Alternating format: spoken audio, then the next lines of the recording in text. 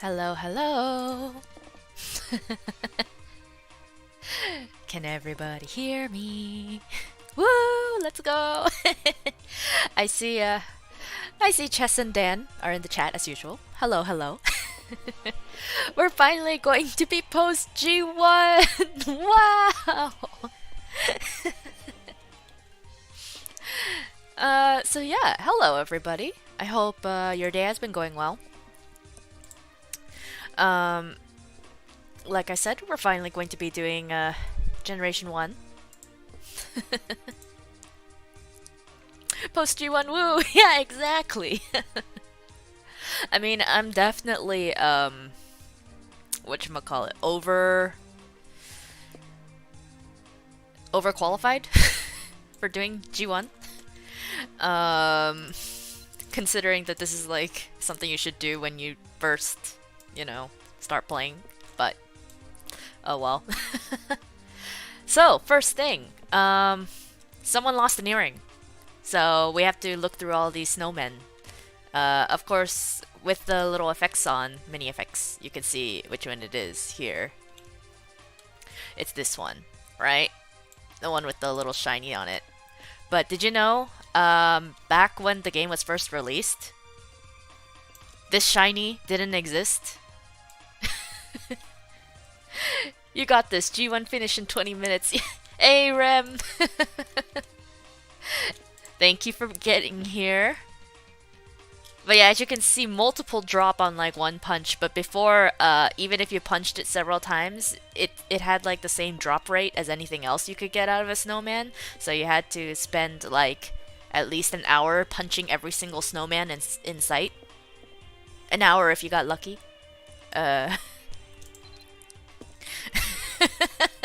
Those were the days. Oh, back then the generation quests weren't free. You had to have a premium subscription on your character if you wanted to do the generation quests. Man. And now we're in like what? What is it? Generation 25? Oh, time flies. This was like what, 14 years ago or something that I'm talking about? I'm old. Ugh. What? Yeah, yeah, that was a thing. Like, because only 3 generations existed when it was first released, right? Only 1, 2, and 3. You could only play the official storyline if you paid. That was a thing that happened. So. But now they're all free, obviously. Ah, that's the earring. Well done. I don't suppose it was stuck in a snowman, was it? I figured as much. This isn't my earring, you see. A friend lost it, making all those snowmen. They mark the passing of an important druid, you know. You saw the structure up there, right? My friend knows much about it. It leads to a magical place, if he's to be believed. There's a story about that druid who vanished. It said he became a bear and hid in a magical place. If you can traverse that gateway, perhaps you can find him. They say the bear loves mana herbs. Best take some with you if you go. You can find them in dungeons or buy them normally. I actually have a few here. Take them. If you have any other questions to ask... Nope. Okay, time to go meet a bear. Bear time. We're just going to speed run this generation. Well, we might as well go through the proper way, so... We have to give an herb to a man... Oh. Not you.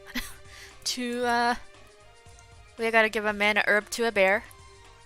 So we go past all of these, I guess, based on what Duncan just said, all these snowmen are kind of like a gravestones, or like a sacrificial offering. Like an altar.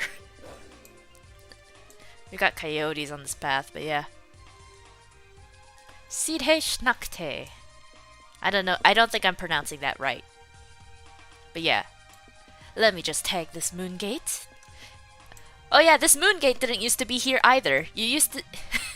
In fact, back then, when everything was paid, the moon gates obviously changed based on what in-game day it was, so they rotated. Also, there were very few moon gates around, and only Ulad existed back then. And also, this moon gate didn't exist. The one by Albi Dungeon didn't exist. You had to go, like, if you wanted to use a moon gate, you had to wait at the one at the very bottom of Tir Conale, and also you had to wait for it to be the proper day, or well, night, because the moon gates only worked at night, unlike now. Nighttime in the game, I mean. And every night it changed. Like I said, Seal Island Moon Gate was the bane of everybody's existence. Anyway, bear. The bear is enormous and gazes at you with bright eyes. It sniffs the air and looks around as if searching for something. Its breath comes in steamy puffs, and it claws the ground from time to time. The bear is writing something in the snow. Tarlac. The bear writes the word Tarlac and stares at you. Tarlac. It seems to be someone's name. Okay. And now I can go back. Alright. Oh yeah, there are no free pets either. So if you didn't want to spend money, like real money, on buying pets, you had to walk everywhere.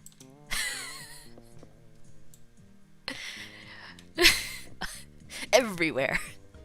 People who had pets, oh man, they were rich. Tarlac. Did you say Tarlac? One of the 3 missing warriors. Duncan seems shocked. I've always wondered about that bear. I never thought it could truly be Tarlac.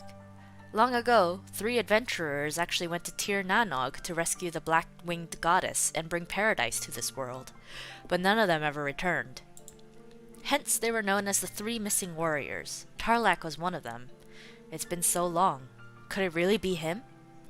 Talk to Stuart at the school in Dumbarton. He knows the legend better. Okie dokie. So, Generation 1. Actually, Generation 1, 2, and 3 are basically just going around talking to everybody because, keep in mind, they wrote this generation, like, again, like, what, 14, 15 years ago? So, you know, their storytelling is a lot better now. The recent generations are really good. But, these starting ones are important for context, though.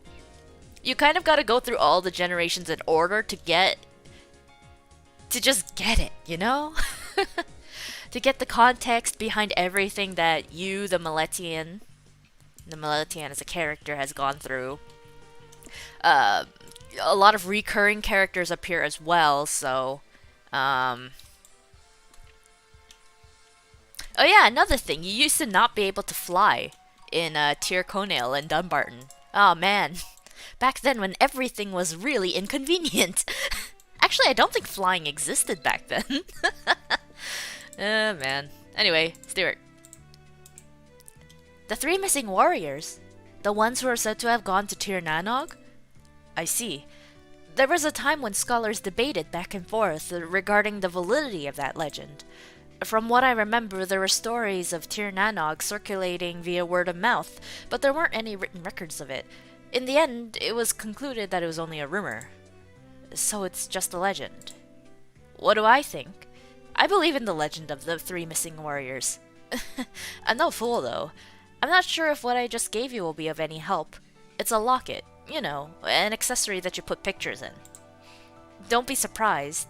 This is actually a memento that belonged to Tarlac, the mighty wizard, one of the 3 missing warriors. Yes, the picture of the boy in the locket is Tarlac. This was probably from when he was young. Judging from how old she is, the pretty girl next to him is probably his sister. That's not all, though. This locket, it's a type of a memorial item that allows you to experience the life of the person who used to own it. Tarlac spent his entire life trying to rescue the goddess who holds the secret of Tir Nanog. His desires and memories remain in this locket. Try placing this on the altar to the goddess inside Albi Dungeon. Drop the locket on the Albi Dungeon altar, and get 2 more friends to go with you. Tell me if you need anything else. Okay, so you don't actually need... Nowadays, you don't actually need 2 other people to go through the dungeon with you. But back then, you had to party up, and it had to be exactly 3 people, or else you couldn't do the dungeon. This, you know, this stream is just gonna end up being, let's listen to the old man Lacri's tales from back when MABINOGI was but a new, freshly released MMO. Gasp, friends, right? Imagine having friends. Ha ha ha ha.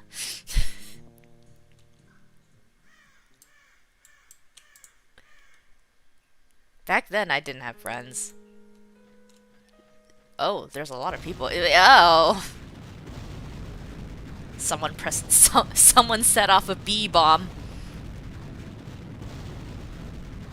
Y'all. Interesting. Okay, I think I can just do this, right? Okay. Yep. There we go. You are entering Tarlek's memory using the memorial item.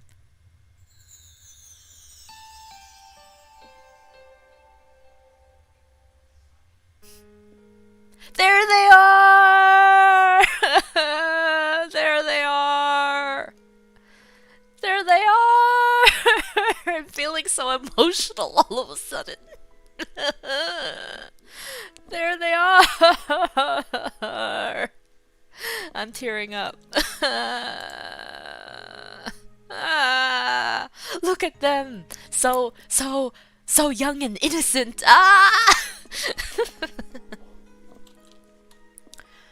Your school sends students to dungeons for practice? What kind of teacher sends a child into a place like this?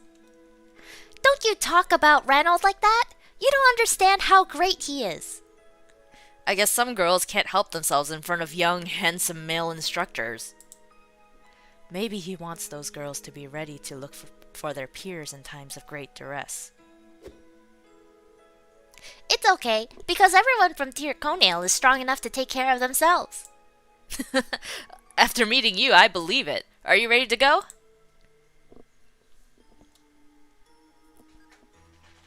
Yay, we're Ruairi!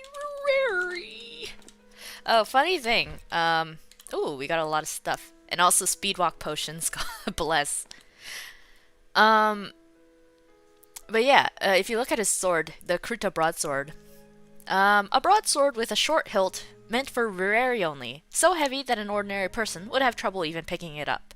Difficult even for Ruairi to swing with precision, as the weight is on the blade. This sword seems to be more useful for hitting than cutting.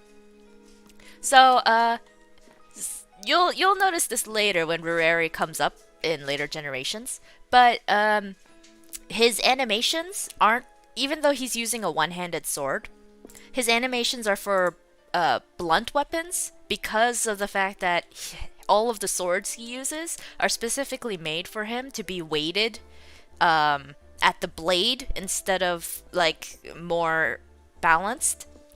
So it's basically used in like a bludgeoning manner rather than a you know, like this, you know. He's just it's like you're holding a sword, not a club, but this is just how he fights.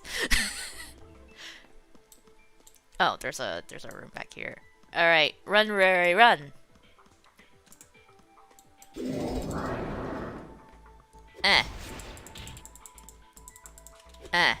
He does have skills. Not that we need it for these spiders, but you know.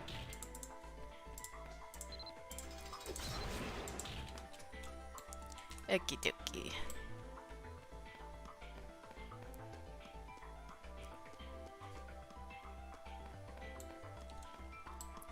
And obviously Ruairi's model and all of the videos and stuff, they're all, you know, quite outdated at this point, obviously, because they were created when the game first was released.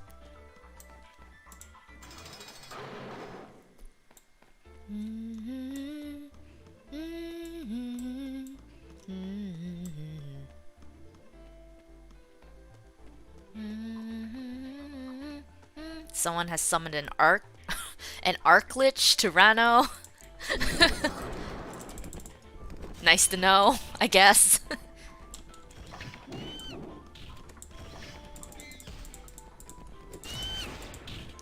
Alrighty. Patapa. And the spiders, we go to whoosh.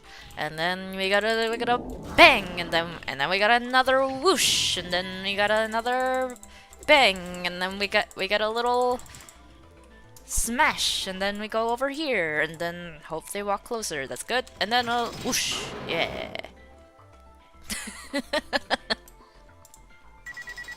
Oh, that's my alarm for the camping event. Ignore that. Let's take a short break here.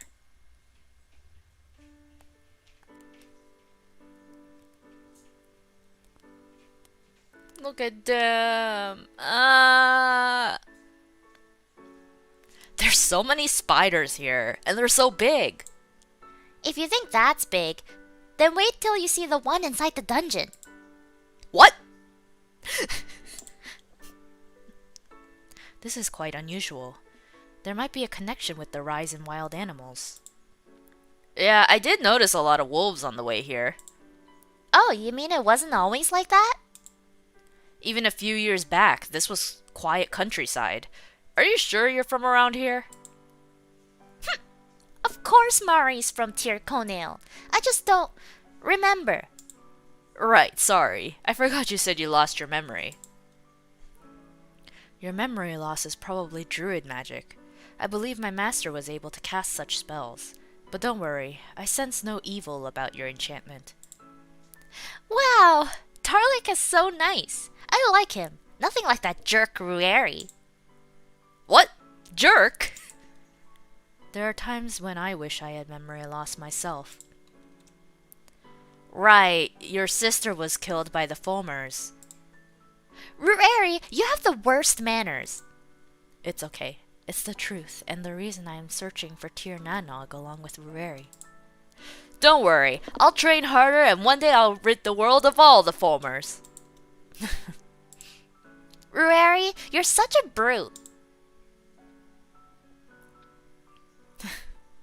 Anyway, let's set out. Okay.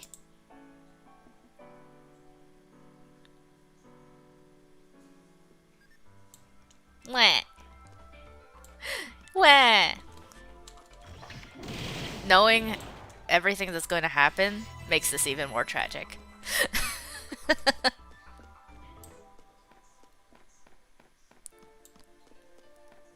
But yes, there's important context.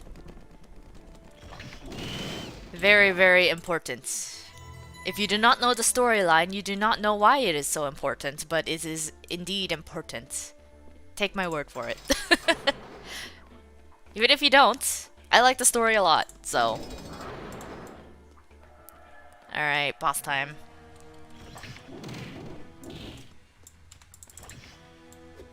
Giant spider dead.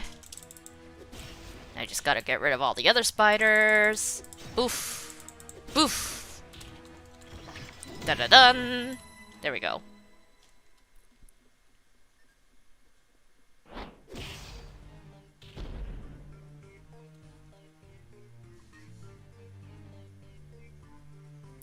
Ruairi, we definitely need to look into this place further. Spiders like these are not usually found in Erin. It's the Fulmers' doing. Don't we usually see these in the dungeon anyway? Yes, but not so many. I wonder if it has anything to do with the goddess.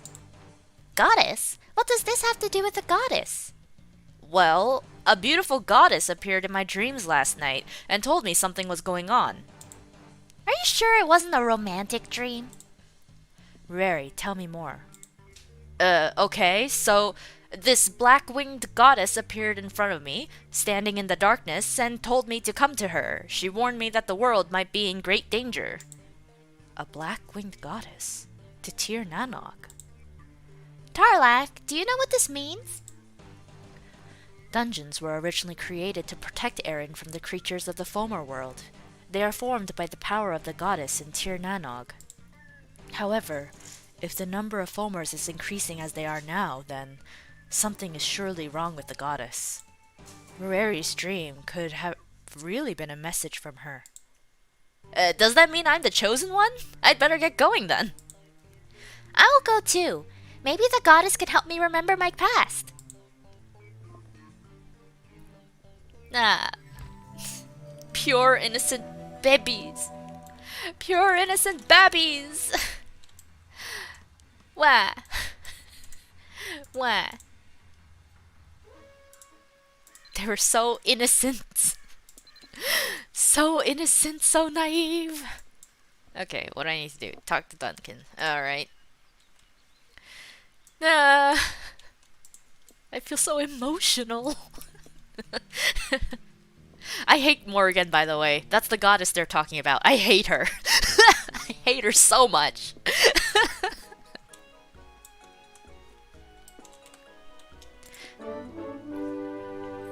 You want to know of the goddess Morrighan? If it's about the goddess, you're better off speaking to Mevin. If you— oh shoot, Mevin. Okay, the issue with talking to Mevin, right, is, I currently have another quest that was just kind of forced on me, which is like this one, which is like Generation 21 or something, which requires me to talk to Mevin, and I've been trying not to do it, but it might force me to, you know, it might force that dialogue first, which will be a problem, but, you know, what can we do? I guess we're just gonna have to miss that part of the story later on. But it's not that important anyway, what he has to say. So... okay, yeah, yeah, I knew it. Okay. Ignore this bit. Ignore this bit. Okay. Okay, there we go. So I got a package, but that's for like Generation 21. Yeah, spoilers, yeah. Okay. So you wish to know more about the black-winged goddess of war and vengeance? Please take a look at this free reading material on Morrighan. You learned about Morrighan for Tarlak's memorial item, eh? In that case, there's something you should know. Tarlak is the only surviving member of the three warriors. I know, everyone claims he is dead, but he's actually alive. If you want to speak to him yourself, go to Site Shnakti at night. So yeah, so Tarlak's actually alive, even though the three warriors went missing. Oh, cut. Oh, this is for the Generation 21! Dang it! Dang it! Okay, now we're gonna have this prophet sitting in the middle of the square for like 20 generations. Wonderful! Ah. Great! Dang it, spoilers! Ah, Mappy, why? Why do this to me? Dang it. Okay, well, he will just hang there now for 20 generations. That's fine, I guess. I guess. That's really unfortunate. So now there's spoilers. There's a crazy prophet spouting stuff in the square later. Come on. There we go. Alright, it's conveniently nighttime, so let's go see Tarlak! Woo! Tarlak! Oh, where did the bear go? Hi, Tarlak. A man wearing a light brown robe silently glares this way. He has wavy blonde hair and white skin with a well-defined chin that gives off a gentle impression. Behind his thick glasses, however, are his cold emerald eyes filled with silent gloom. So you have made it through the barrier and come to this desolate place. Mevin must have told you how to come find me. Sorry if I surprised you. Well, what do you think? Do you like Side Shnakte at night? Yes, the bear you met earlier was me. Oh, I forgot to thank you for the mana herb. I have a condition that requires me to constantly eat mana herb during the day. I'm allergic to it in human form, hence the bear form. You had a dream about the goddess, didn't you? The one where she asks you to rescue her in Tir Nanog. Then you're here to find out how to get there. Forget about it. That's no place for mortal kind. Forget it. If you really must know, I can recommend a book to you. Land of Eternity, Tir Nanog. You can find it at the bookstore in Dunbarton. I hope that will sate your curiosity. I suggest you let the matter drop. And please, don't tell anyone I'm here. Please. So we met Tarlac from the memory, and now we gotta go get that book. Do-do-do. Again, it's a lot of back and forth with the beginning generations, because back then they didn't know how to make a compelling storyline without you running around everywhere. Alright, this way. Okay. Sorry, I got disorientated for a moment. Too busy bashing, old MABINOGI. Hey, Air. The Land of Eternity, Tir Nanog? Oh, I remember that one. It wasn't selling at all, so I returned all my copies. Where'd you hear about it? Let's see. I can order one for you, but it'll take some time to arrive. I hope that's okay.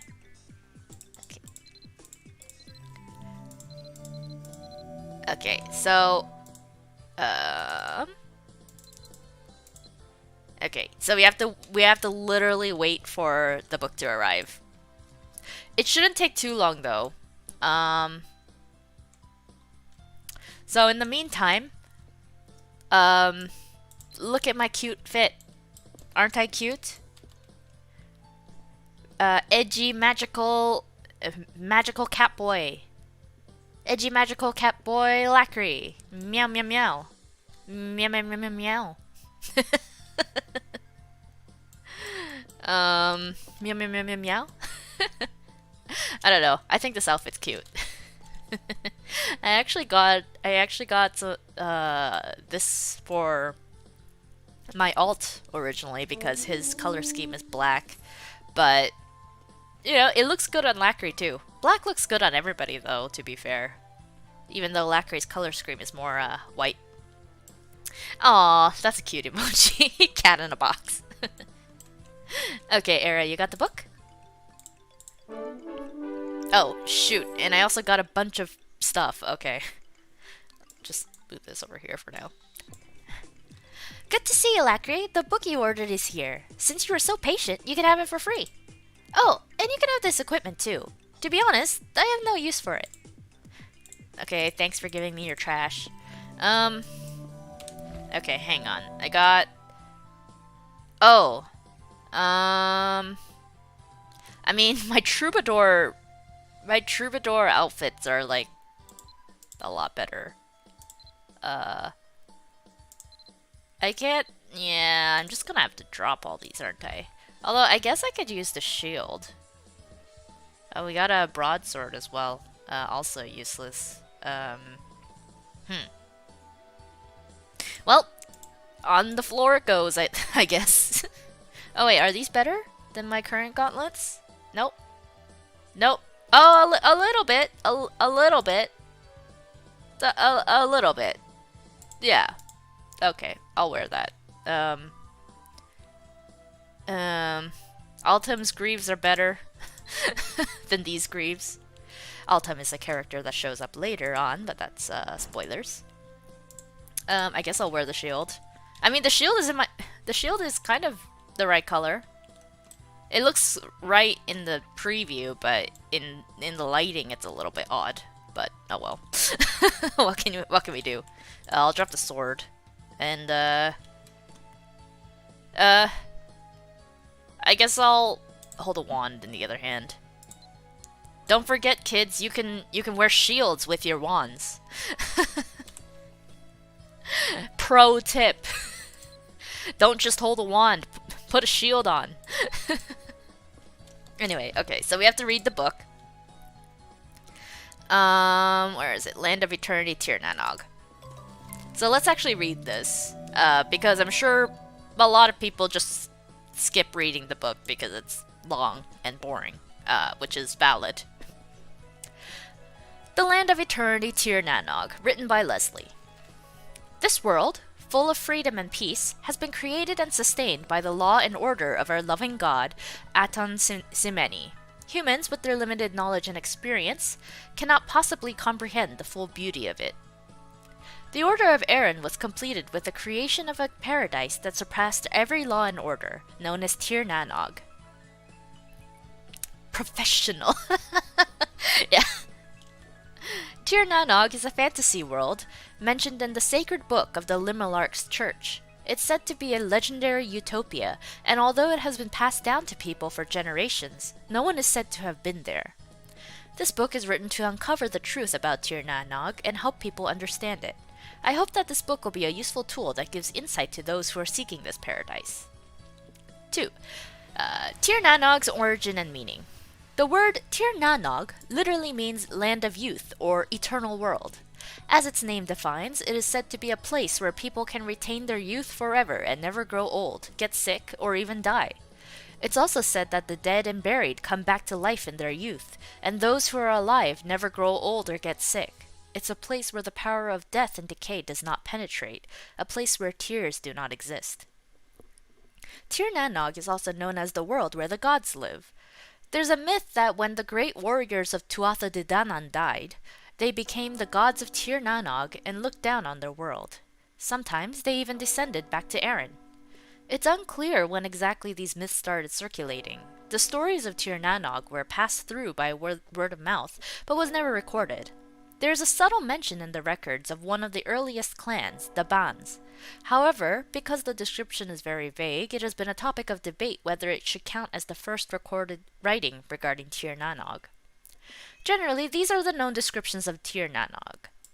Gems grow from the trees, there are beautiful flowers in the fields, and a wonderful aroma fills the land. There is a stream that flows into a river, so clear that you can see the bottom, and all the wild animals live in harmony and peace with one another. The land is so fertile that there is plentiful harvest even without any labor, and all those who live there praise the gods and worship them. One interesting thing is that although these stories about Tir Nanog have been passed down orally, the descriptions are virtually identical in every region and country. What are we to make of this? Ruby. Meow meow. I'm waiting, Whoopi. Why you meow meow? What are we to make of this? The first thing that comes to mind is that this land called Tir Nanog might be closer than we think. It's just that those who have been there and back, for some reason, want to keep it a secret and avoid talking about it. So the same story continues to stimulate the imagination of the people, but since those who have actually been there keep their lips tight, the story remains unchanged. However, considering all the reports of many adventurers, this idea seems highly improbable. Another theory is that Tir Nanog is simply an imaginary place. Since it doesn't exist, the story hasn't developed from the original source. But the belief in Tir Nanog is extremely firm, while interest and opinions regarding stories of other paradises are minimal. The only way to explain this is that all the people in Aaron must hold to the same idea of paradise, but even this is something that cannot be seriously discussed yet. If this paradise truly exists, how have people found out about it, believed in it, and passed it on? Analyzing this should uncover the truth about this mysterious place. Earlier I mentioned that the people of Aaron all hold to the same idea of paradise. Then testing the plausibility of this idea of paradise should confirm if Tir Nanog is a real place. How did this idea of paradise emerge in the hearts of the people? Could this universal idea of paradise really exist? The idea of a paradise depends on one's belief. It portrays a life that revolves around oneself or someone close. Also, since one person's idea of paradise could be seen as someone else's hell, the idea of a universal paradise is hard to conceive. A world of eternal youth and absence of death is not the essence of paradise. Rather, it should be a place where human desires and values are regulated. So I ask my readers this. If paradise has nothing to do with eternal life or the absence of all sickness, but a place where your values and desires are controlled, would you still want to live there in eternity? When stories about Tir Nanog began to spread, it was a time of chaos and destruction for mankind. The idea of hope and longing for a paradise world was easily and desperately embraced by people. Thus, Tir na nog is simply a hope that people have, but its existence is questionable. One thing that is clear is that those who claim to have been there have no evidence and cannot give an answer to where it actually is. Tir na nog is a paradise that exists in people's hearts, not a real place that you can find. Although it may not be a satisfying explanation, there is no current evidence that proves Tir na nog's existence. However, at the same time, one cannot firmly disprove its existence either. Nevertheless, Tir na nog exists as a symbol of paradise. I want to advise all adventurers to stop wasting time on this idea of a paradise world and move on to something real. So basically, that whole long spiel was saying, y'all are whack. Whether it exists or doesn't exist, doesn't matter. Focus on reality.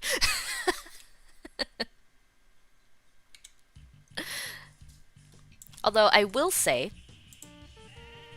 a place called Tir na nog does exist, at least in this world. Oh, right. Tarlac is a bear. I can't talk to him right now. This is an issue. If you hear someone speaking in baby talk in the background, that's my mom playing with Ruby. With the cat.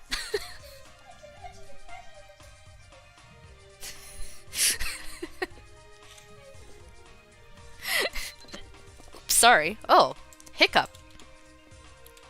I got a hiccup. I didn't get a single hiccup during that long reading of that book, and yet. Tarlac, return back to normal, please. We're gonna have to wait like half an hour for it to become nighttime, don't we? Well, this may be a slight issue. Meow. That's okay. In the meantime, let me open. What to do for 15 minutes? Yeah, exactly. Why don't I play you a little mini concert? As you can see here,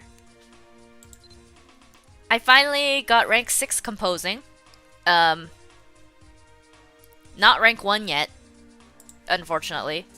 So I'm kind of limited in my repertoire. Hang on. Okay. But I can do I'm just gonna put a face. This score is rank 5, so the end of the melody cuts off a bit, but that's okay. Music, yeah. Okay. And my friend Rem actually gave me this harp, which is really nice of them. So you can listen to nice harp music in front of the bear. We get to play music for Bear Tarlac. Alright, there we go. Look at how nice it is! I chose the colors. Very pretty. Okay. Hang on, let me look up the lyrics too.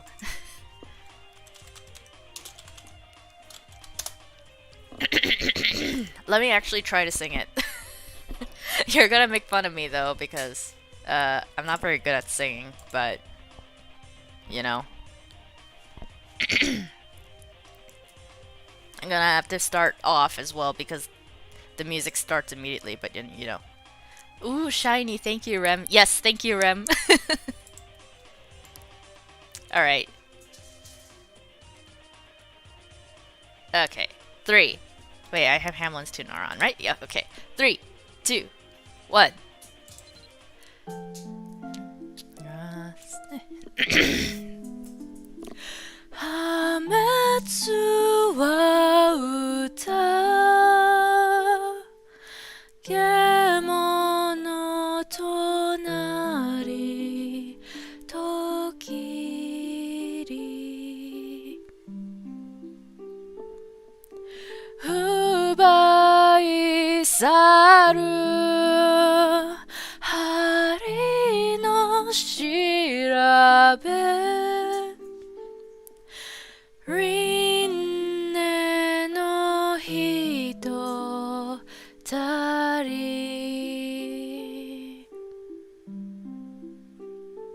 しと羽ばたつ間に恋くらい白からいつお後く聞こえ甘い記録羽ささめく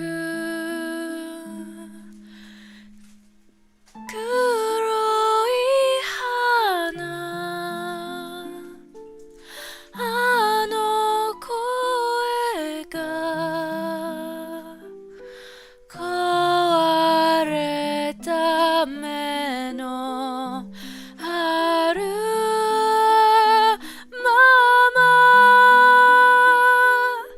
黒い花あの歌で作り舞いつあるまま意味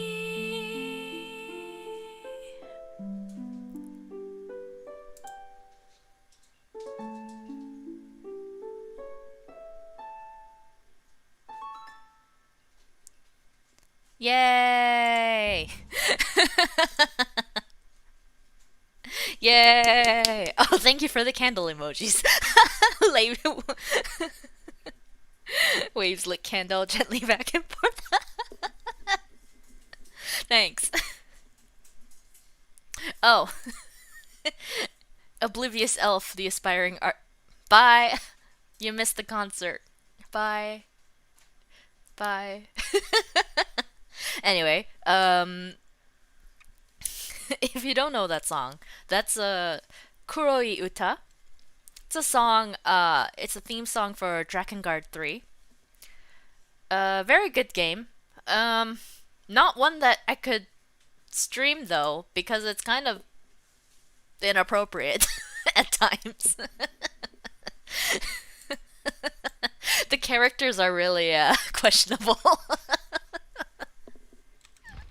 I haven't actually played it myself. I've only heard my best friend talking on and on about it. But yeah, hope you enjoyed that mini concert. How much time do we have left? Okay, still just 1 p.m. Great. So I have an entire repository of these scores, some of which I made myself. Some of them I wrote myself. Some of them I edited MIDI files that other people have made in order to create them, and some of them I just found elsewhere. There used to be this site that had a lot of these MABINOGI MMLs, but I don't think it exists anymore. So a lot of my ones from back in 2016, I have them, but I can't find them anywhere anymore. Let's see. Okay, this one's rank 2, so it's going to cut out at the end. But that's okay, right? We're just doing this for now because... Oh, I need to get up to do this. Hang on. Get up. Okay. Just doing this for now to pass the time. Let's label this one this face. Okay.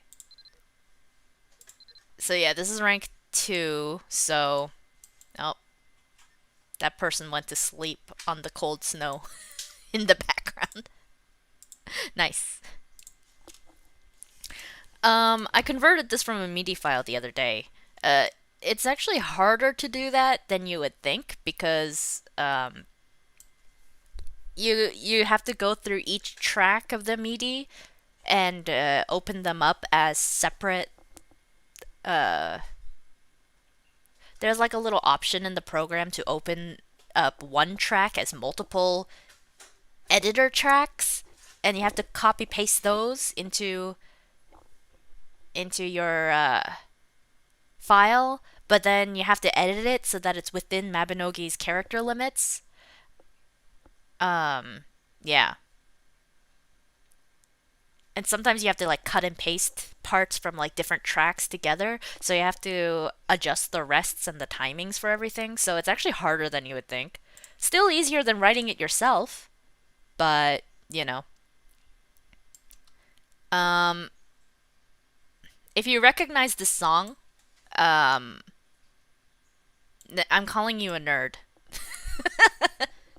This does imply that I am also a nerd, but I have acknowledged that long ago. So there you go.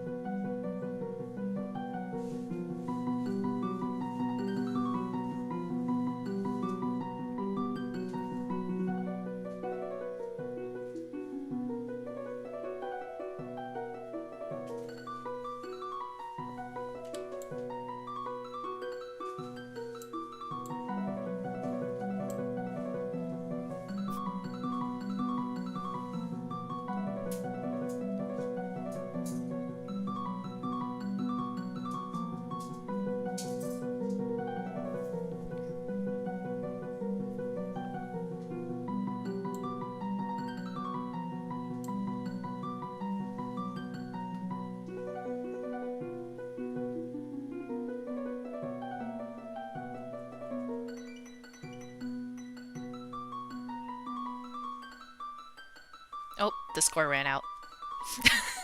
That's okay.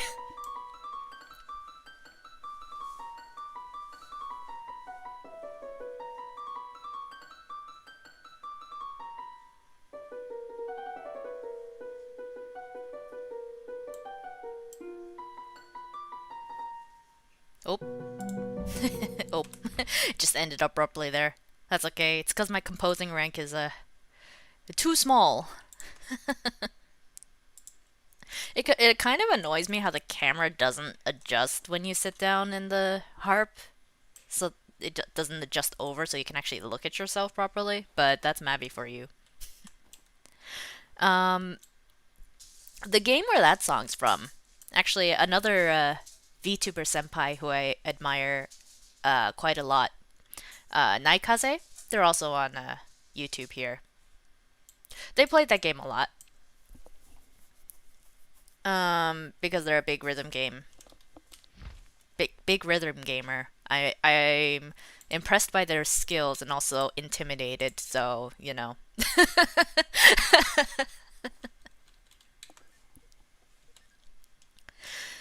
um let's see, 4:30. Okay. Just a little bit more time and then we can finally move on.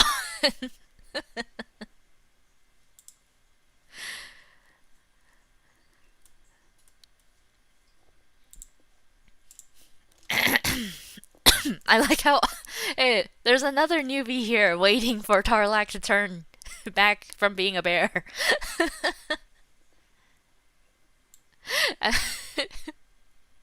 Tarlac, we're all waiting on you. We're all here waiting on you. He's gathering a little mini crowd.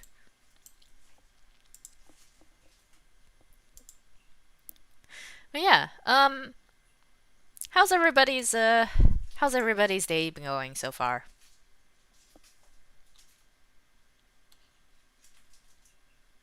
I've been having classes.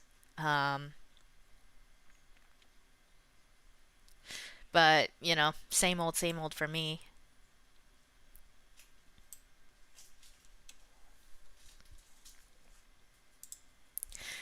Um, Speaking of which, I haven't been on Mabi as much as I probably should have lately, although I have been trying to keep up with it, but look at my poor puzzle. It's missing so many pieces. There's only 15 days left. Ah, my poor puzzle. What? You know, the usual playing IDV during work, stuff like that. So you're slacking. Bad chess.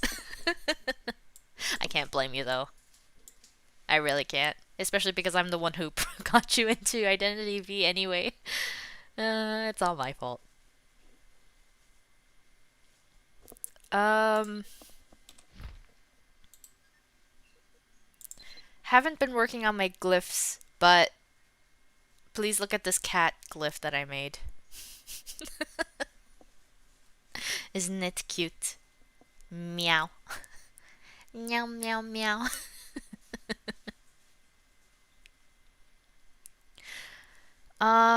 Funnily enough, a series that I've been getting into in my private time lately has been Danganronpa, which is funny because I'm totally out of the loop.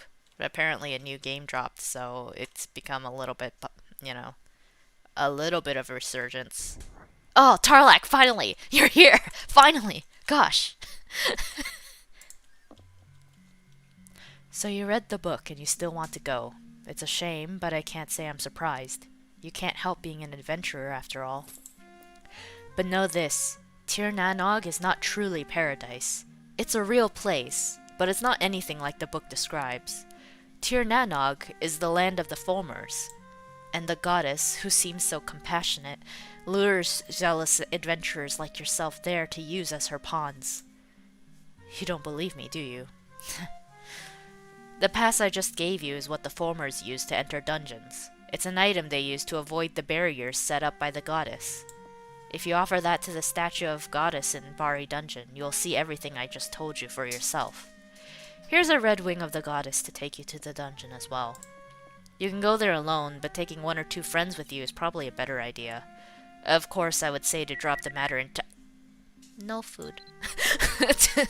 I would say to drop the matter entirely, but I've tried to reason with your type before. Yes, like I told you, use it in Bari Dungeon. If you happen to lose it, come back to me and we'll see about it getting replaced. Okay, now we can finally move on. So, oh, right, he gave us a wing. Let's noom. Okay, and then we put this former pass in here, and a drop. And we get to actually go as ourselves this time. Wow. I hope I'm strong enough to take on this dungeon. Alright, Bright Mist, let's go. Meow. Finally some action. Action! Oh, that's lucky. Okay. Action!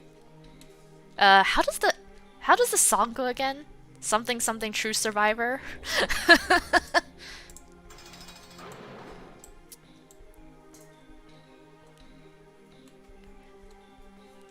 It hurts me to ignore all this ore, but that's not the purpose of our visit to Bari today, so... I just realized I never introduced my new my new spirit to everybody. This is Seiklum. She's my probably not the time. As you can see, she's my spirit fanatic great sword. She's pretty strong.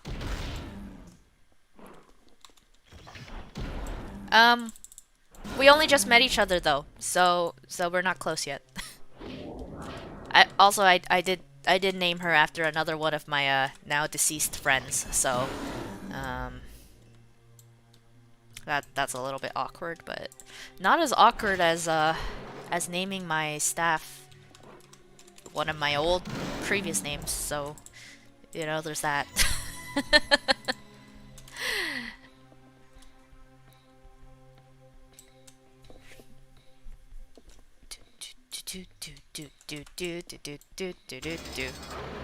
Wow, a flying sword. I wonder what I'm gonna do about that. Oh, this is so tough for me. Wow, I'm not over-leveled for this dungeon at all. Whoa. I'm going to die. Whoa. Oh no, I lied. Okay, we all know I'm really over-leveled for this. for the entire first generation. Oh, boss room already. Easy peasy.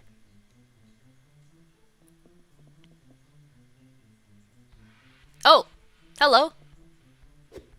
Hello. Maletians, this place is forbidden to your kind. How dare you disturb the honored bearer of the former metal? You defy the will of the goddess.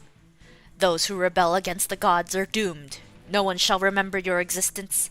I shall make sure you are erased from this world. I serve only the will of the goddess. In the name of holy Morrighan, I curse all Miletians.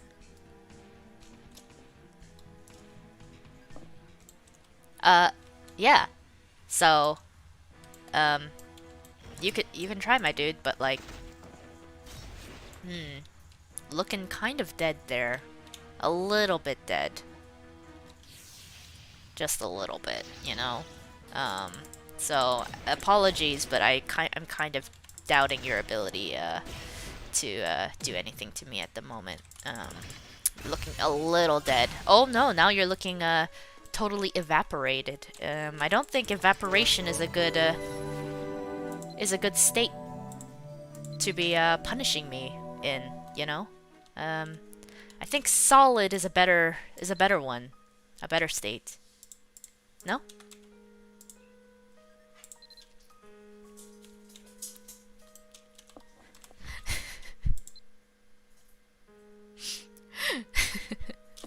Anyway. enough shit talking the NPCs.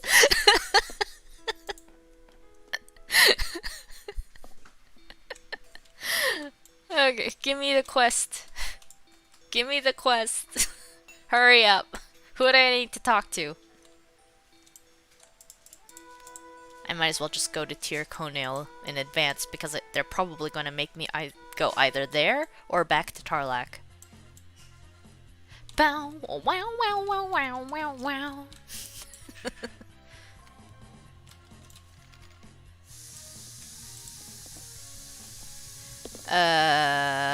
This one.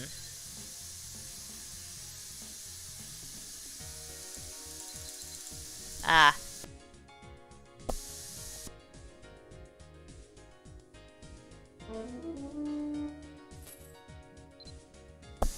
Ah. Sorry for the background noise. Oh, I have to go to okay. I just left for no reason. I'm a fool. I had to talk to Comgan. Really? Now I have to go all the way back? Okay, this is okay. That's my fault though. I couldn't wait. But they should have given me the quest faster then. Dang it. Wasted like 10 seconds of my life. What a shame. What an absolute shame. Hi, Comgan. What's this about an evil medal? May I see it? Strange. Priests wear medals like this. The shape of this medal represents all the principles that created the world we live in. Perhaps a priest dropped this and a Fomer found it? Have you shown it to any of the other priests? Okay, now we gotta go ask... Oh, hang on. We got an event wing. Let's go to Dumbarton. Okay, now we gotta go ask Crystal. Hi, Crystal. What you think about this medal? Ah. Load your textures in first. There we go. Hello, Lacri. It's been a while. How have you been? Oh shoot! Dang it! This is Generation 21. Why does this happen? Na. This is spoilers. No, I don't want to complete the quest. Dang it. Come on, Mabby. Why you do this to me? This priestess, in her neat Limelark priestess robe, has eyes and hair the color of red wine. Gazing into the distance, she wears the tilted cross, a symbol of Limelark, on her neck. She wears dangling earrings made of the same material which emanate a gentle glow. That's a priest's medal. If you look on the back, you'll find an inscription with the date and the owner's name. Wait, a Fomer had this? Impossible. Crystal checks the back of the medal. Oh, it's nothing. I'm quite busy. Please excuse me.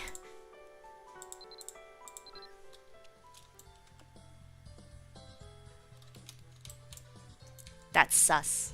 That's sus, Crystal. It's pretty sus. pretty sussy. And now we gotta talk to Mevin. Alright.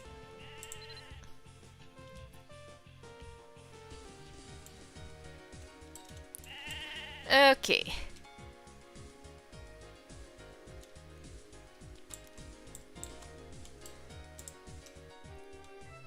Alright, Mevin. A medal. Could I see it? Ah, that's a priest's medal. But you say you got this from a former. Impossible. Wait, the material and the weight are different from those given by the Pontiff's court. There's some writing on the back, but I can't read it. I believe this is Morrighan script. There's no way humans can read this. Maybe a former could. And I believe Ranald can help you with that. Okay, talking to Ranald now. See what I mean? We're basically an errand boy. Alright, Ranald.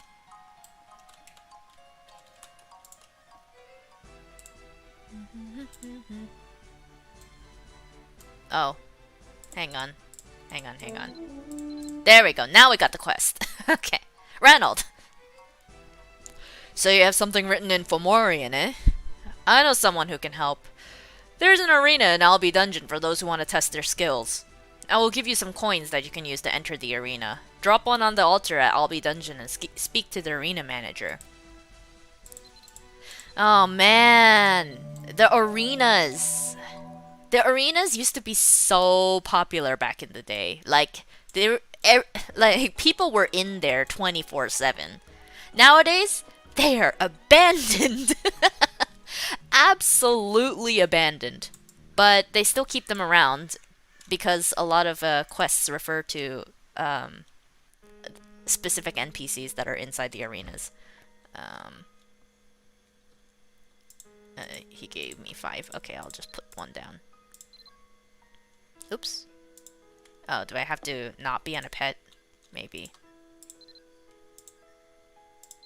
Yeah. Arenas! Oh, man. These used to be so popular, though. Like, there were always people in here. Now look at this. It's just me and Goro. What are those, right? It used to be basically the PvP arena. And then you would get like stars and stuff from beating other players and things. It was like a deathmatch kind of thing. And this was back like, you know, late 2000s, so they were ahead of their time. Mabby could have been the first Fortnite. Yeah, no. With his rough skin, menacing face, and his constant hard breathing, he has the sure look of a goblin. Yet there's something different about this one. Strangely, it appears to have a sense of noble demeanor that does not match its rugged looks. Welcome. What a smart man you are. My name is Garo. Do not be surprised. I have no intention of hurting you. Priest's medal? This? No. This is an amulet that belongs to a powerful former. Let's see. Just what I thought. Dulbral Dairam Shandan. I pronounced that totally wrong, probably. No doubt now, this is a former medal. It's been so long since I read such former writings. I learned the human language as a child, so I'm a little rusty. But Goro is smart, so this is no problem. You're very brave to find this, I think. I respect that. Since I'm such a nice goblin, I'll read this for you. Dulbral Dairam Shanam means, Goddess, lend me the moonlight. Thanks, Goro. Now we gotta talk to Tarlac. Oh shoot, we gotta run. Otherwise he's gonna turn into a bear. Okay, we need to get out of here, stat. And talk to him, stat, before he bears on us.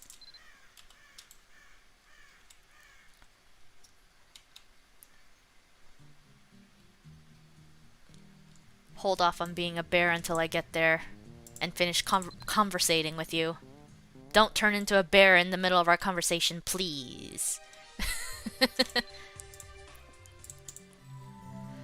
Goddess, lend me the moonlight. That's what Goro said it means? The line Dulbrau Dairam Shannon? I can't say for sure that it's wrong, but it's rather different from what I remember.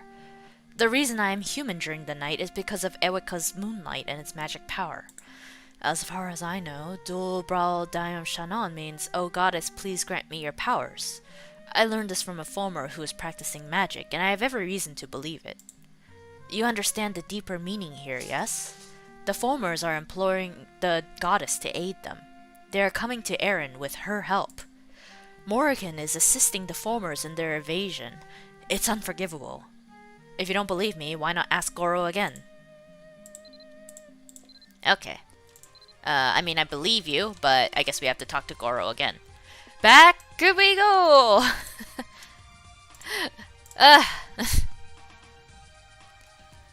Okay, at this point in time though, to be fair, we're just some unknown Miletian. We haven't accomplished anything yet, so I guess it's fair to use us as an errand boy. But later on, people have no excuse. Like, everybody still uses us as us Miletian as an errand boy. Even when we've saved the world like 10 times. That's just how it goes. Oops. Alright, Goro. I'm back. Anything change? Nope. This place is empty as ever. Oh, that's what it means. Amazing. You're not only strong, but wise. To be honest, because I was raised in the human world, my former language skills aren't that good. Let me make it up to you. I'll send you to one who can tell you more of the legends. I can't quite remember their name. But don't worry. Goro heard this story once. The Black Roses of the Dungeons, known as succubi to humans, said there is someone who had betrayed them. They said they wanted revenge on that one. Said they were in Dunbarton last. The succubus is a strong former. I'm sure she knows something of that world, no? But it won't be easy to find her. Thanks, Goro. I mean, I already know who it is though, so, you know. Whoop. Now I need to wait for the quest.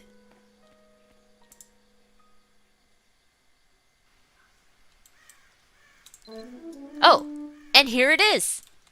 Fast this time. Now who could the succubus that betrayed the other succubi be? Who could it be? Well, there was someone who was being kind of sus earlier. Crystal, are you the succubus? How did you interpret it? That the goddess is sending formers here? Where did you hear that? Not from Tarlac? I see. So Tarlac is still alive after all. Oh, the music change, making me emotional. Crystal closes her eyes and smiles. Dulbrau Dairam Shannon. I was the one who taught Tarlac those words. Yes, I am Bondi Gordis. I'm what you call former. I'm what you people call former. A monster. I don't look the part, do I? I became human with the blessings of the gods. But enough about that. I know why you're here. The words on that medal. It's true that it speaks of taking the power of Morrighan. But the goddess isn't the one sending the formers here. I can swear on my honor as a priestess. Tarlac misunderstood that part. The goddess has always been looking after mankind, even as a statue. That's only an amulet for formers. There's no meaning behind those words anymore. Can you tell me where Tarlac is? Or do you not trust me either? Is it because I told you I was a former? I see. Take this. It's the only item I've ever received from Tarlac. It's an item that holds his memory. If you go to Rabbi Dungeon alone and offer this on the altar of the goddess, you will understand. I'll give you a red wing of the goddess so you can get to Rabbi Dungeon easily. What? Okay, time to see what's up. Yeah.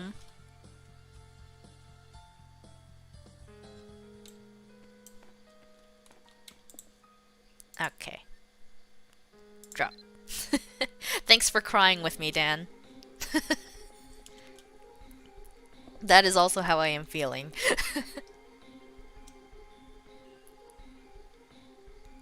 If my assumption is correct, then all of these dungeons are really nothing more than one giant underground structure with different entrances. That being the case, the statue of the goddess was not created to transport those who offer an item. Rather, it was designed to seal off certain areas of the dungeon, preventing travelers from entering them. Within the chamber sealed off by the goddess must lie the secret which leads to Tir Nanog. A key to that place is surely here somewhere. The Fulmers seek the way to Tir Nanog as well. If we don't hurry, the goddess's wish will never be fulfilled. If the goddess sealed off part of the dungeon, it must be dangerous. We need to be prepared for anything.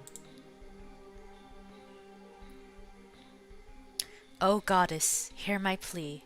I seek to enter that place which you have sealed off. Grant me your blessings in my quest.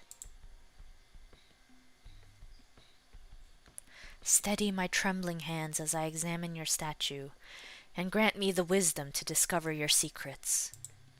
Allow me to enter that sealed place, that I may have the honor of rescuing you. Protect Mari and Ruairi as they accompany me. May your blessings protect us all.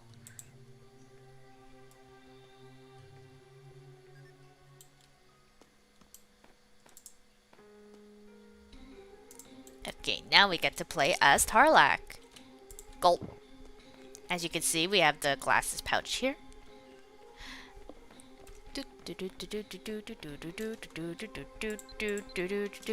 He has a lot of spells. He is a wizard after all, so he has the standard elemental bolts. But he doesn't have any physical combat skills. But funnily enough, wow, he learned how to use Discord. Aw, yeah. Bang! You never expected to do that in your life, did you now? Tarlac!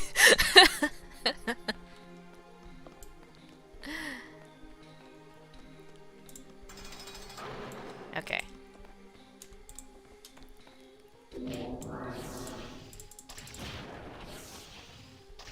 Yes, yes, yes. My favorite element of the three elements is lightning.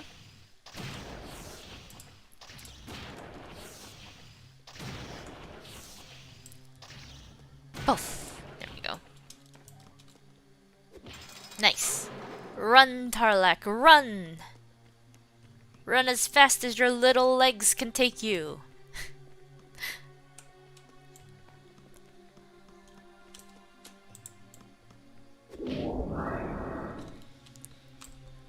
Seeing them bunched up like that is just making me wish I had thunder again.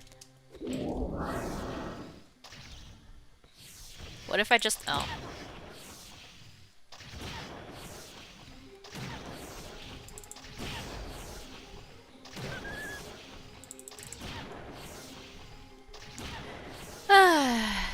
Okay, let's try discording. Ba-da-dum.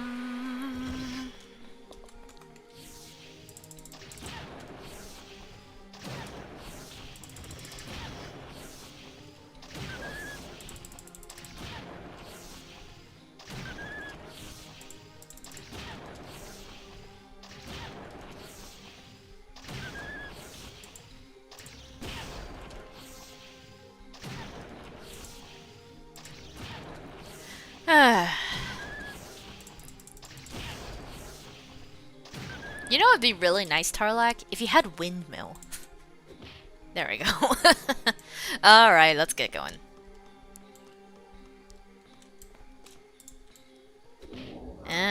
Nope.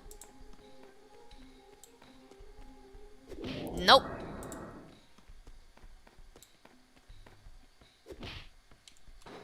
Okay. Oh, that's not good.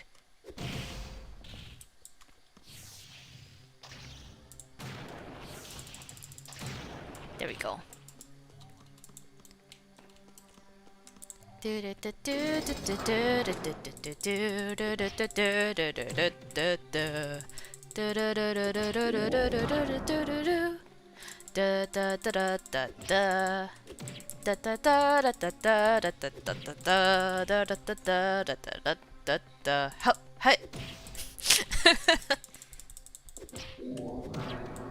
Ah, shiz.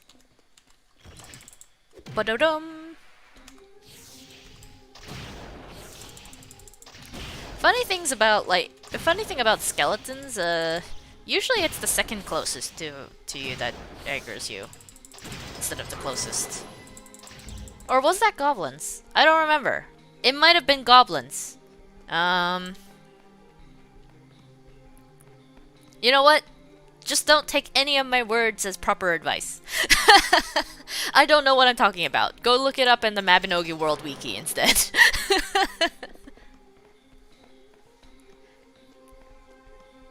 Come on. Come on.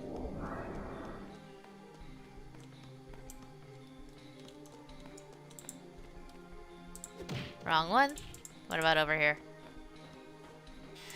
Oh. Ah. Ah. Ah. Okay. Just ignore that skeleton. You can't get to me now anyway. Ah. What about this one? Get away from me. Ah. Rude. Bonk. There we go. What about this one? Okay, good. Now where... Oh, the boss room must be over this way. Okay, we're almost at the end. Let's go.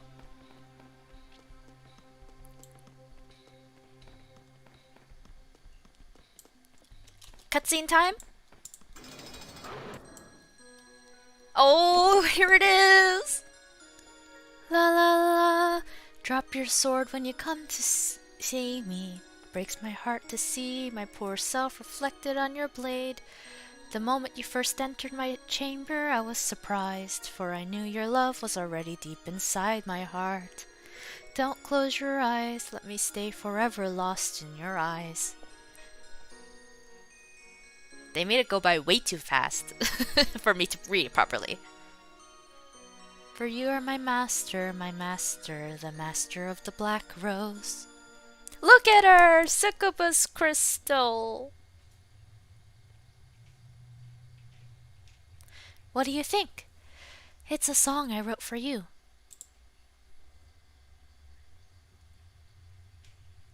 I am well aware of your beauty and wisdom. However, I have no desire to hear your siren song. Please stay out of my way. Look at her! Ah! This is the 5th time you have come here. If you're not coming here to face me as other adventurers do, then what is it that you're searching for? I'm searching for Tir Nanog. I'm sure the path is hidden somewhere within this complex maze.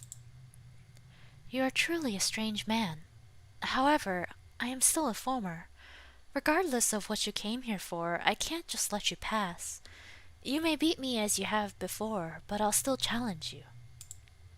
I thought it was the adventurer that's supposed to do the challenging. Very well, if that's what you wish, I won't back down either. Today is your last day. On this day, I will finally defeat you. However... If I beat you, allow me to love you. I know that you are not truly evil deep down inside. Still, I am a druid. I cannot grant your request. Very well. Let's get this over with. 1.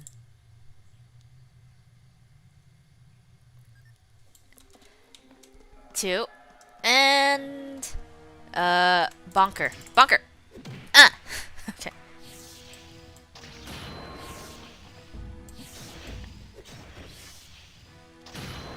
Oh, we got her.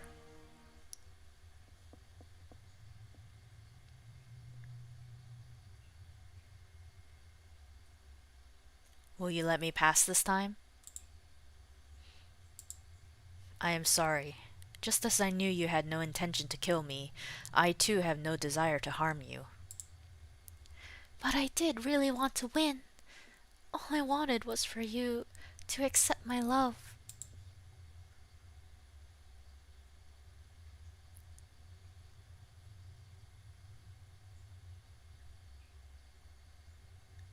Love is not about completely overpowering someone.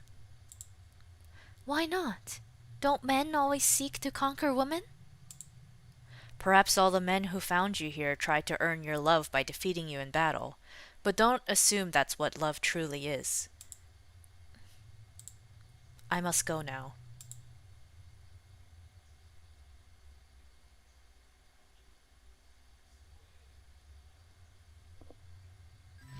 Wah!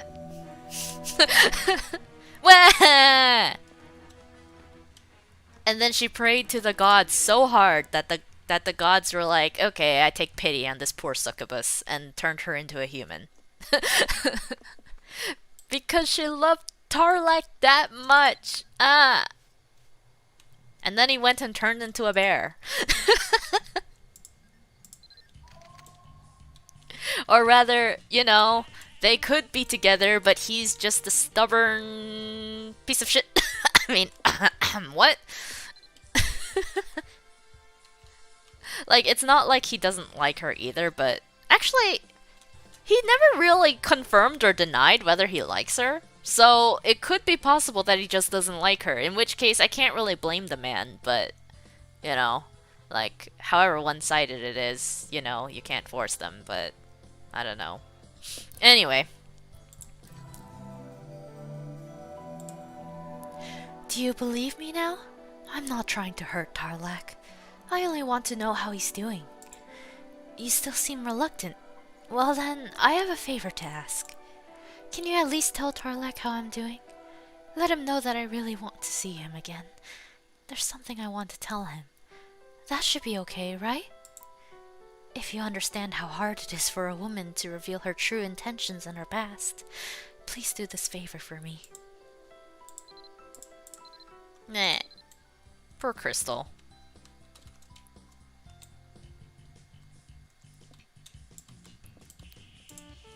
Okay, wait. We have to go talk to Tarlak, right? Oops. Oh, shoot. Okay, well, it's not that bad. It's 4 p.m. in the game, so it's only a little bit of time we have to wait until he stops being a bear. Better than last time. Meow. Do do do do do do do do do do do do do.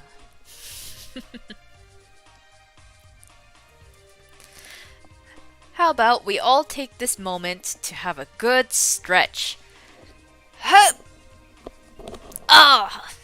Ah! My Rice Krispies bones! Ah! Every joint in my body is cracking. Ah! And my spine! And the other way. Ah! Ow! Okay. Whoop!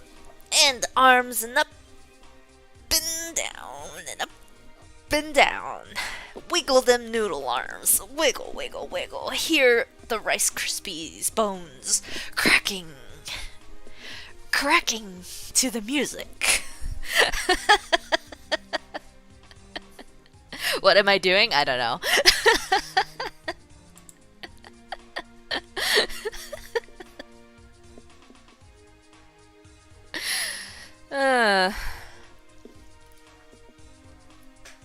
My moral body is only 24, and yet, my parents say this to me all the time, but my joints and my bones, it's as if, like, based on the sounds they make whenever I stretch, it's as if I'm, like, 44. Like, double my age. Literally, I straighten out my back, and then it's like, crack. Like every single disc in my spine cracks back into place.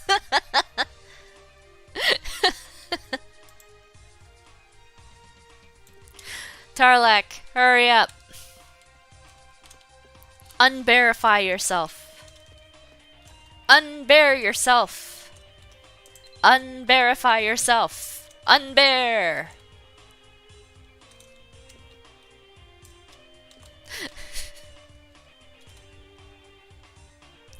That would be weird taking out of context, wouldn't it?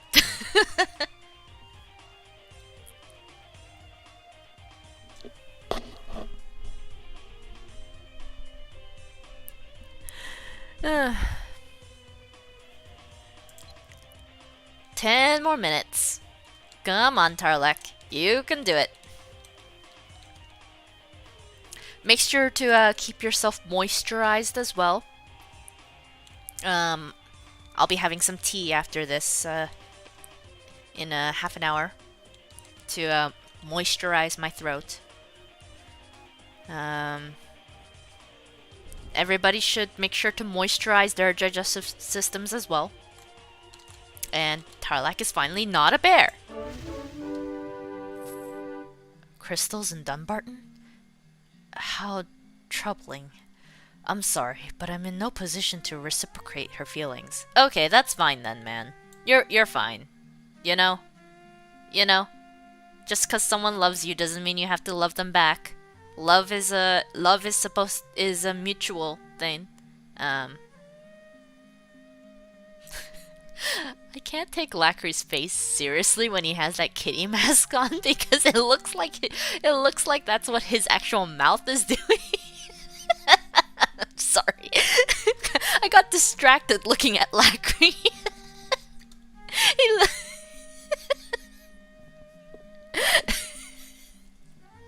Anyway.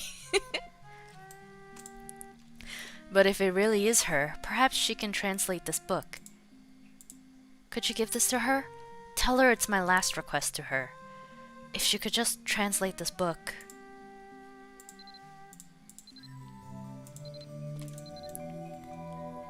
Okie dokie. Back to Crystal it is. No camp food right now. Crystal time.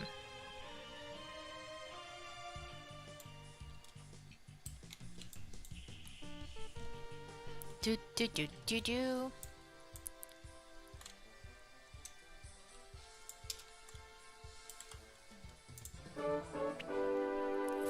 Tarlac asked me to translate this book for him. I see. Yes, I can tell this is his book. Is he still living as a druid with his terrible injuries? How sad. Very well, I will translate it. I'll send you word when the translation is completed. Which means more waiting around for us. Woo! What a wonderful gameplay.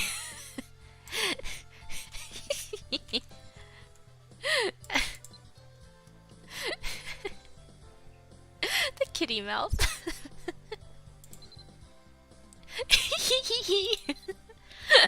Sorry.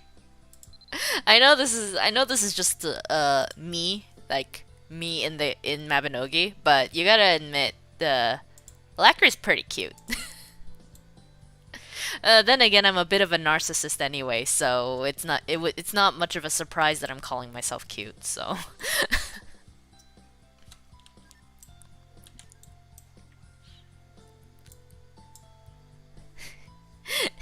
Thank you for the cat emoji. Meow. I'm a cat. I play the bongo dance all night. If you search a bongo cat song, then you'll probably find what I was just singing. It exists. It's very good, actually. It's very well done.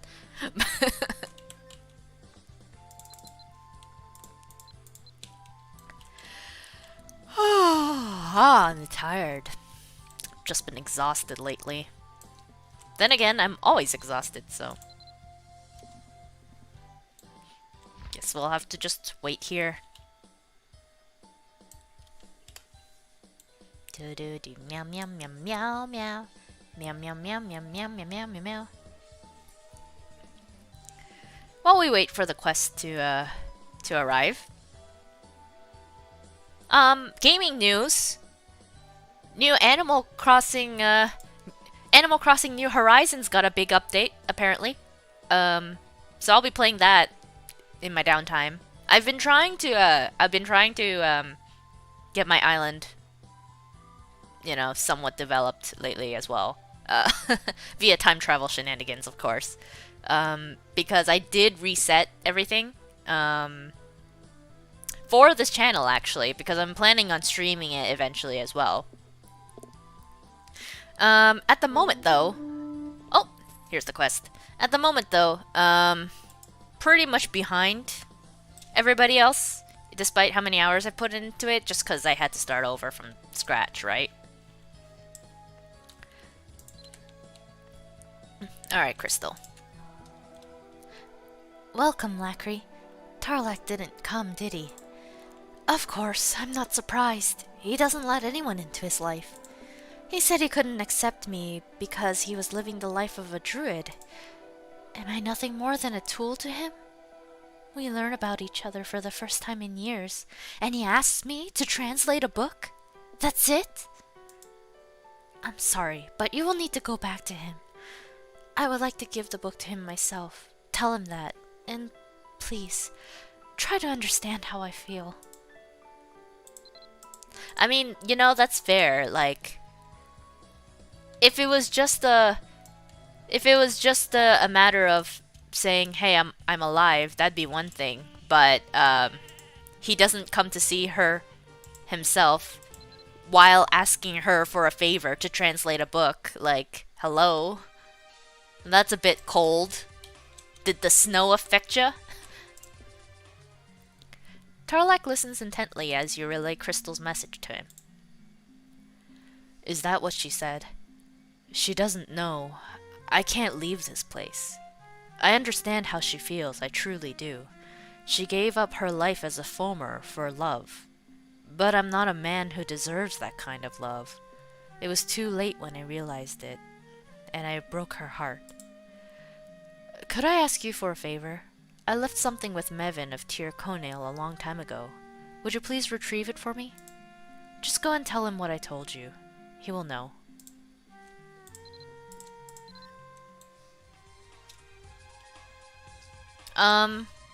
So, based on that, he does actually like her, I guess. He does actually like her back. He's just too busy wallowing in his own despair. And also, kind of stuck in the middle of a freezing snow by himself, unable to leave, and also needing to transform into a bear. He's valid for rejecting, for saying that he's not in a position to be in a relationship. He's stuck half of the day as a bear.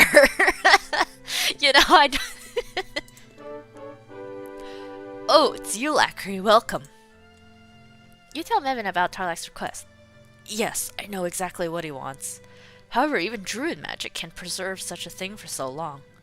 Fortunately, Lassar was able to help preserve it in a way. Anyway, for Tarlac to finally ask for that item back, he must still carry that girl in his heart, eh? Well, it's really just so sad.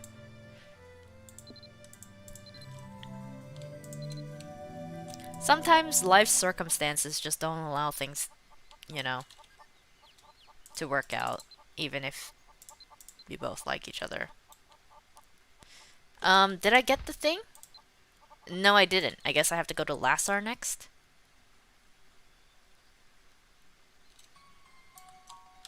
Once I get the quest, because Generation 1 is notoriously slow on giving the quests. Come on. How are you doing, Ranald?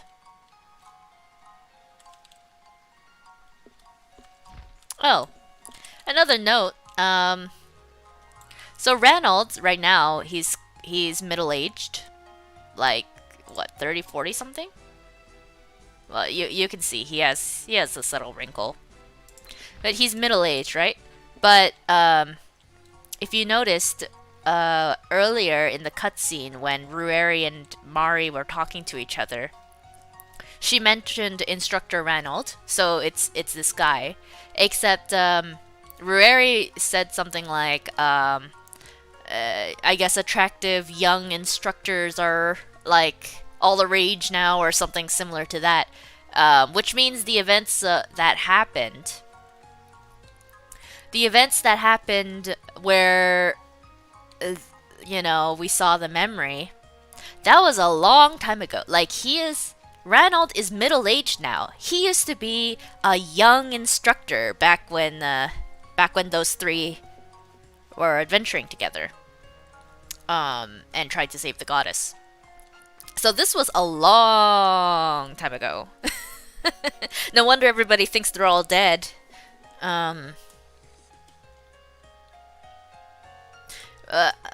This is spoilers if I say anything, but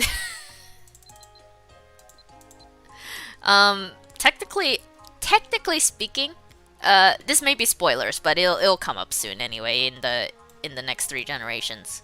In this generation, actually. But technically only one of them died, and they got semi-resurrected. More like reborn, kind of, because they're not really resurrected. They're not really alive anymore. Yeah.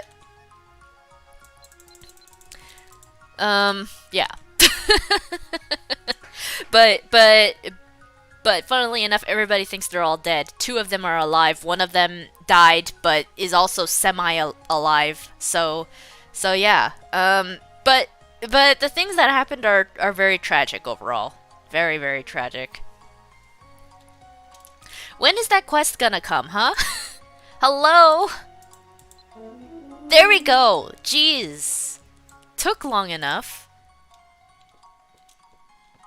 I was about to get as old as Ranald. Here, this is the item Mevin told me to keep safe. Isn't it beautiful? It's a black rose. The overwhelming hue of the flower itself turned it pitch black. I learned to grow this one from the original Mevin showed me. So, what do you need with such a rare flower? Are you going to give it to your lover? No, I'm going to give it to someone else's not lover. Okay, we need to talk to Tarlac. Thankfully, it's still nighttime, and we don't have to wait. Meow.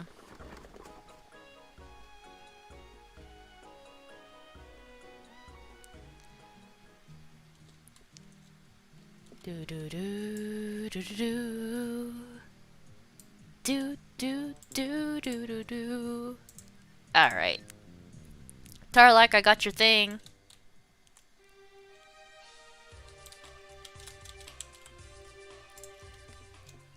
Yes, that's it. The black rose I have been looking for. No, it's different. This is a new flower. Still, thank you, Lacri. Please do me one more favor. Can you deliver this rose to Crystal of Dumbarton? That would be all. Thanks. Why don't you just... You should write her a letter with the rose. Jeez. Obviously, though, this is actually quite touching because she used to be known as the Black Rose because the Sukubai are known as the Black Roses of dungeons among the Foamers, like Goro said. So this is actually quite... Well, it's actually kind of on the nose, but you know, romantic, I guess. A little cliche, but romantic. This is... Oh, Tarlac. Tears flow from Crystal's eyes. Tarlac, he still remembers the song. The song of the Black Rose. The song I sang for him. Does this mean that all this time, Tarlac has been struggling just like me? Thank you, Lacri. Thank you. If it weren't for you, I'd still be wondering why Tarlac abandoned me. Here's the translated book. I apologize for my rudeness. There were some former texts written in the back of the book which seem to have no connection to the other contents. I translated them anyway, just in case. I hope this helps. Poor Crystal. But again, Tar, like, you could have at least written a letter. Like, I could have gotten you a pen and paper, um, you know, and explained, hey, it's not that I don't want to come see you, it's that I physically cannot leave this place. So, like, if you want to meet up, wear some winter clothing, and take a trip to Tir Konil, and then go up to Side Schnakte. And then you can talk to each other, you know, face to face. You know? Oh, you should also explain that you turn into a bear during the day, but like you two could talk to each other, you know, like like regular functional people. You know, like two people who are attracted to each other should do, instead of this like subtle back and forth with the meaning behind the black rose stuff. You know that communication exists, right? Communicate. Sorry. whenever I read like romance things, I'm always like every like misunderstanding and things, I'm like, literally all of this could have been avoided if you just communicated and like spent more than 2 seconds just asking the other person about what happened. Anyway, this is called The Book of Revenge. Written by Moors. No rules apply to them. They despise, torment, and ignore those that aren't like them. They will give up anything if it leads to fulfilling their desires. The blessing from God they claim are nothing but self-serving acts. We despise the humans for this very reason. Our despise towards them are such that we do not believe in coexisting with them. May all humans be cursed for life. Introduction. To all Fomers in Erin and Loholan, I urge each and every one of you to pay attention to what I, Moors, have to say as a human being walking the path of a Fomer, yet being unable to conquer the boundaries presented by the fact that I am a human being. The words I am about to say will have everything to do with the revenge on the humans. Know that this is not just the wishful thinking from one individual, but a creed that all Fomers should follow. Hear my 3 cries of revenge in hopes of restoring the order of the world. The first cry of revenge. Humans are the creations of chaos. They are only too happy to break rules and order in the name of growth and practicality, while devaluing everything that helped them get to where they were, sometimes even denouncing their existence. They strongly believe their desires supersede nature's beauty and harmony, and even if there's a person among the crowd that practices patience and content, that person will be classified as a failure. Their definition of wisdom isn't one that can control their desires, but rather the one that can maximize their greed. They are fully devoted to feeding their desires, and the ones that are most dedicated to this craft will be looked upon with envy. That's just how the humans are. They also scream change and growth. The irony in all this is that humans themselves may have gone through generations and generations without actually changing one bit. They loathe to admit their sinister nature and instead blame it on innocent bystanders. That way, they'll forget about their own inner sinister ways and in the end, trick themselves into believing they are the kind, gentle beings worthy of divine blessings. Humans are full of deceit, hatred, and betrayal, and have the galls to bring harm to fellow creations of God that may stand in their path. That's human. Don't ever forget that. It's our duty as the servants of God to forever hate and destroy the humans in order to restore order in this world. Fomers, on the other hand, are the creations of order. Instead of changing the world to fit the needs, the Fomers believe in harmony, balance, and order of the world. Fomers know the duties they'll have to perform as God's creations, use their God-given abilities wisely, protect the weak, and stand up to the strong. Fomers never hesitate to sacrifice for the good of the whole, and understand their personal desires are unimportant in the big picture. Fomers move in groups, showing compassion to those in need, while understanding the difficulties the strong ones face, helping them out when in need. Fomers only have one thing in mind, to carry on God's desires of peace, unity, and harmony. Remember the true nature of the Fomers, even if you may have forgotten it along the way. We are the foamers, the ones that never blame God for the society we are put in, even if God may seem to be siding with the humans. Do you remember Tir Nanog? It is the holy paradise created by the four gods, and its presence establishes order in Erin with the divine providence shining through each and every day. Alas, the never-ending desires of the humans have made them dissatisfied with what the gods have given us. In fact, they proceed to destroy nature and stretch their infinite desires to the holy land of Tir Nanog. Do not simply dismiss the human desires to live in the world of gods when they are in fact imperfect. Think about how big of a tragedy it'll be if that happens. Think about how devastating it'll be for the rules and order to be destroyed once and for all in the hands of the humans. Conclusion. With all the sins these humans commit, how can they even think of making their way towards the land of eternity? And how can we let them go like that? Tir Nanog shall not be taken over in the hands of the filthy human beings. Never. Tir Nanog will shine the brightest when the foamers take over the land. And that is what I wish as a human being who's decided to fully embrace the life of a foamer. This is also what the goddess ultimately wishes. First, what we need to do is teach these foolish humans who lust over the holy land of Tir Nanog as a means to fulfill human desires, a huge lesson in the name of the creators, the gods. Never forget all the despicable acts these humans did upon each and every one of us. It's up to us now to return the favor to these humans and re-establish harmony and peace in this world. Always remember that Tir Nanog's holy nature can only be kept intact by destroying the mankind. To those eager to spread the truth to the fellow creations of God, read my next cry of revenge. Every time I see this, and then this is new.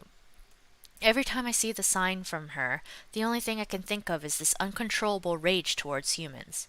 As time passed, however, rage was replaced by unbearable sadness in that I was not able to see my wife and kids. I'll just have to accept it. I didn't lose the sign. I may have wanted to just lose it. The only thing I can think of now is revenge. A revenge in the name of the goddess.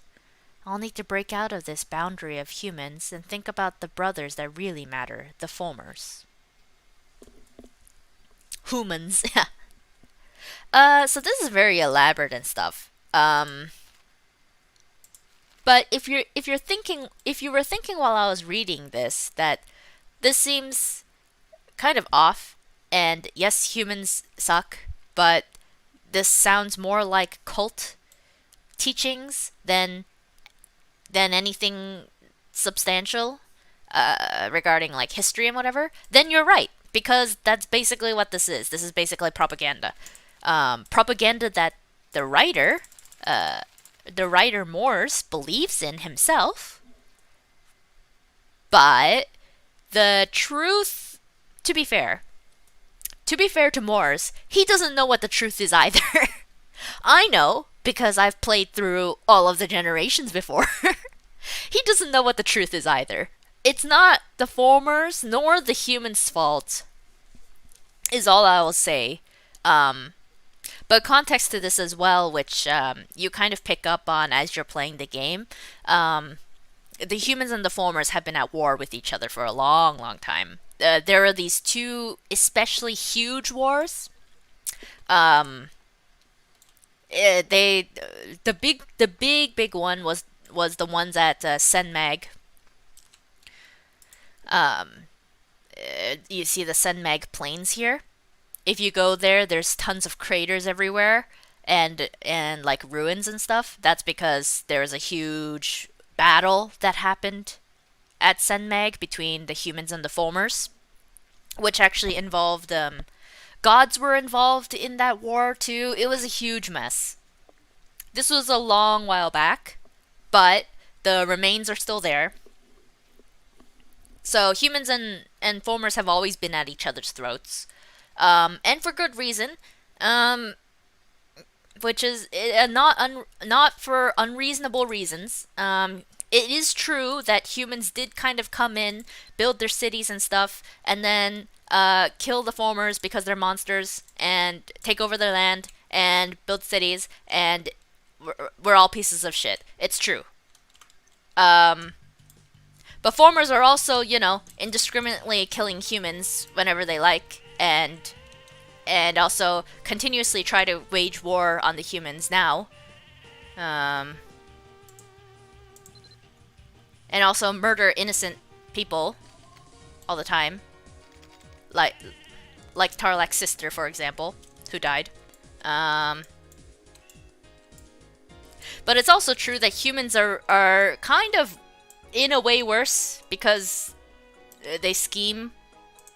But, formers aren't really all about order and trust and companionship either. There were a lot of cases where, for example, ogres love to bully imps and goblins and stuff. At least the ones on the former side. It's basically just think of them as, just the different peoples. Both sides are shitty. Although I will say that the humans kind of did worse, historically wise. They're not really, but the formers aren't really winning themselves any favors. What a disturbing book. And you say the author is Morse? You're right. It's not Morse Gwydion, the hero, is it? No, that can't be. They probably just share a name. I saw Morse Gwydion a couple times when I was young. In the Second War at Mag Turid Plains, he snuck into the former camp and ended their ritual which would have ravaged Erin. He sacrificed himself to stop the evil wizard Jabkiel. Sorry. Everyone was devastated when his friend returned with news of his death. His sacrifice is celebrated even to this day, and quite a few parents named their newborn children after him. Come to think of it, it's probably been long enough for one of those children to mature and write such a thing. Jabkiel, if you don't remember, actually showed up in the whole storyline with N. So yeah, Jabkiel used to be, on the former side. Is considered an evil wizard god being. I don't know what he's classified as now. I guess a god now. He ascended into evil god of musichood. I don't remember, but yeah, sorry. I talked so much that we're gonna have to wait another entire day for Tarlak to stop being a bear. But let me keep talking. We might just stop at this point anyway, because we won't be able to finish. We're definitely not going to be able to finish. Probably because I've been taking my time reading all the books and stuff. If I really wanted to finish, speedrun Generation 1, I would have skipped all the dialogue and things. But like I said, this storyline is important context for a lot of things in the future. This is the base storyline. And then everything else kind of branches off of this. Whether directly related or not. After the saga, it's basically a new storyline, but before saga, everything's connected. And during saga as well. But yeah. So Jabkiel. Is it Jabkiel or Jabkiel? I'm pretty sure it's Jabkiel. Yeah. Yeah, CH in Irish or Gaelic, one of the two, is pronounced with a hard k sound, I'm pretty sure. Which is why it's Keycole and not Keyhole. Fire Emblem. Although, it might just be me that's wrong. I might be the one that's ill-informed, who knows. But yeah. There's a lot of lore in this game, and a lot of it's subtle too.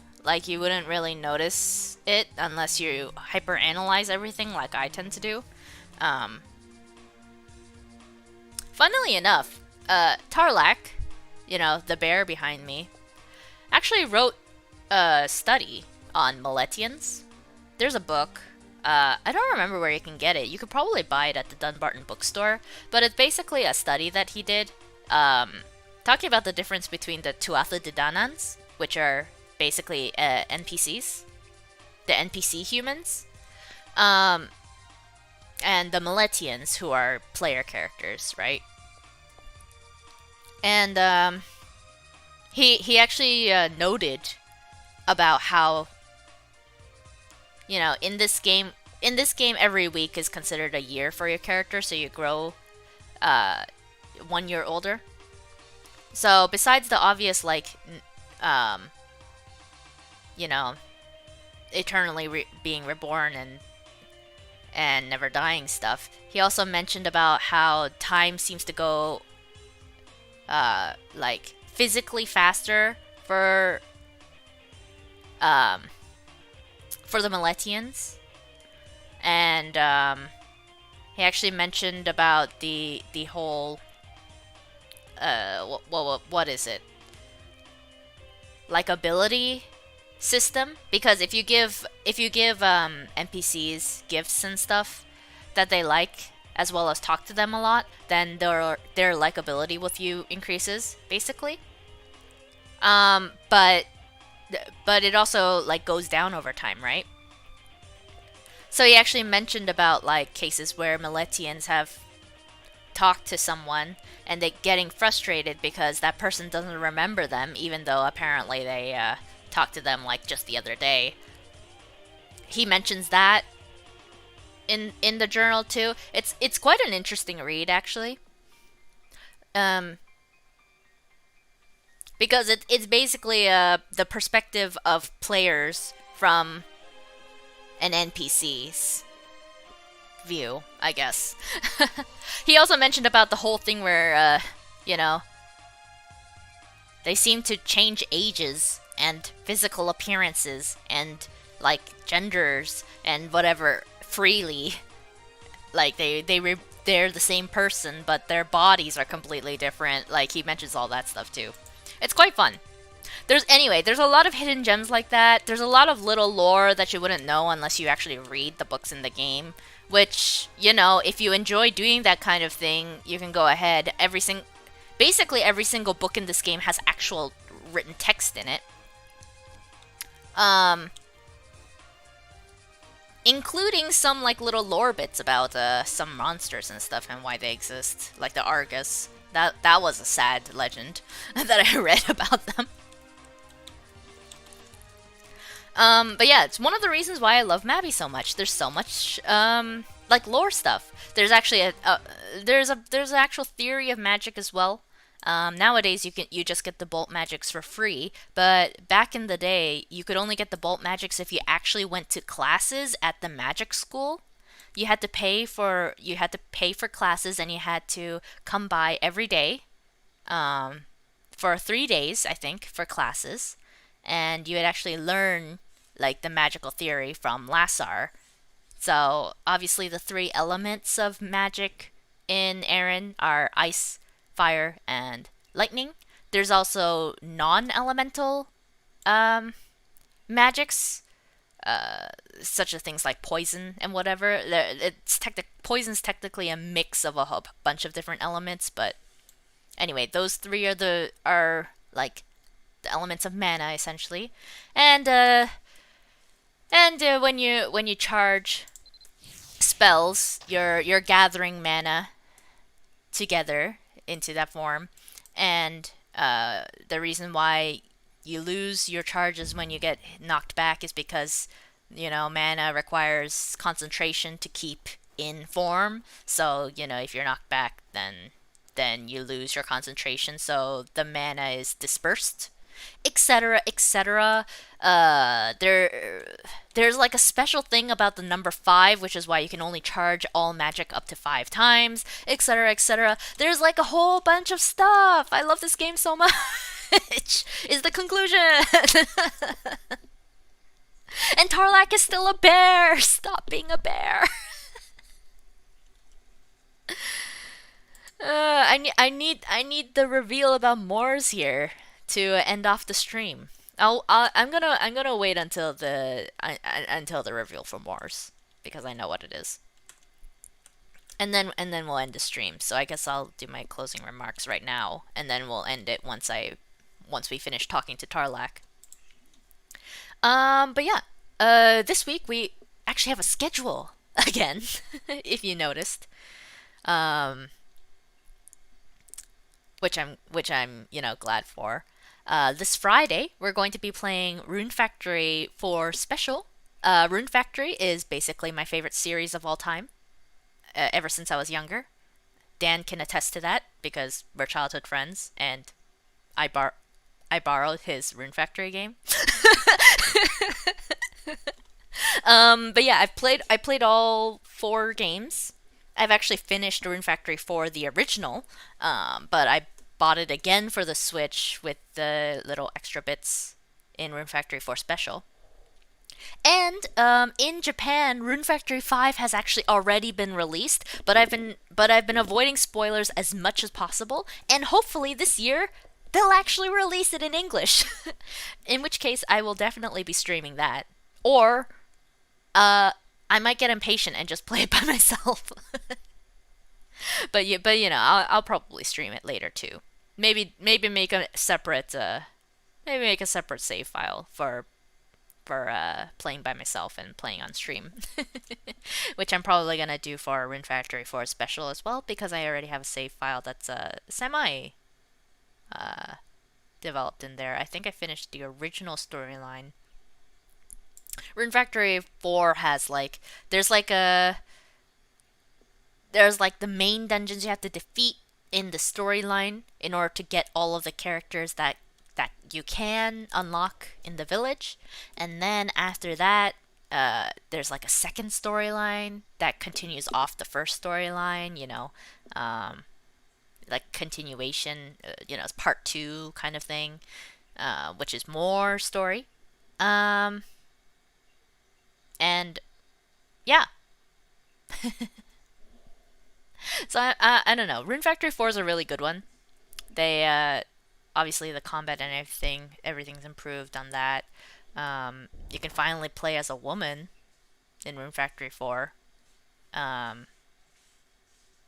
Still no gay rights, but in Rune Factory 4. But actually, if you defeat the game, you can actually do a setting where your in-game portrait and in-game sprite, sorry, your little avatar thing, looks like the opposite gender protagonist, so that's a thing. Although they still call you princess when you look like a man, so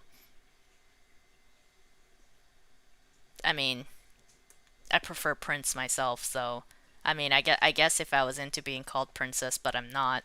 Anyway, Tarlac. Morris Gwydion. Yes, he's the author of the book. He was my mentor and a wizard who saved the world. I had always assumed that he had passed away, but it seems he's alive and has sided with the formers. In any event, please hand me the translated book. I would like to look it over myself. Just what I'd suspected. My master faked his own death, probably so he could help the formers freely. No camping. This must be what Crystal was talking about. Okay, I admit it. Perhaps I didn't lose the token, but I wanted to throw it away. I wonder what he was so concerned about losing. Wait, Dumbarton's town office collects lost items and returns them to their rightful owners. You might be able to find a clue if you can find what it is that Moore's lost. No reveal? Ah, sad. Once we get that token, we'll be able to do a roleplay dungeon while we play as... we'll be watching the story behind why Moore's defected to the former side. But that's for next week. For now, I will be... wait. For Meow, I will be... Slay me. For Meow, I will be ending the stream here. Meow. Why do I do this to myself? Bye. Thanks for watching as always. And I will see you all next time. Tomorrow will be a rank stream at the usual time. Please keep in mind that daylight savings just ended in over here, so it might be an hour or so off, depending on whether you practice daylight savings or not too. So yeah, thank you everybody for watching, and I will see you all next time. Thank you for story immersion. You're welcome. Bye bye.